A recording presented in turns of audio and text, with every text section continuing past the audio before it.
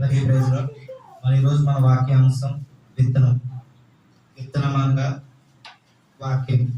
విత్తనంలో 3 రకాలు: త్రోవ పక్కన పడిన విత్తనం, రాతి నేల మీద పడిన విత్తనం, మంచి నేల మీద పడిన విత్తనం. మరి నేను స్టార్టింగ్ లో బైబిల్ చదవమని చెప్పాను. ఎంతమంది చదువుతున్నారు? అమ్మో దొరికిపోయాం.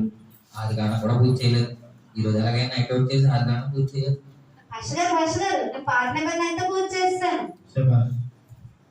దేవా, నేను ఈ రోజు ఈ వాక్యం ధ్యానిస్తున్నాను. నీలో బాగా ఉద్దేశించేలా సాయం చేయండి.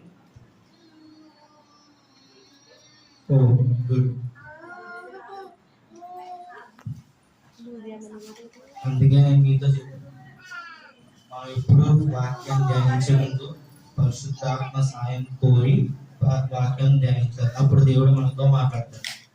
నేను చదవడమే గ్రేట్ అంటే మరి ధ్యానించాలా? నా వల్ల కాదు. అయినా ప్రభు డైలీ వాక్యం వింటున్నాను కదా, అది చాలు. ఎందుకే ధ్యానించైనా చదివేనా ఏదైతే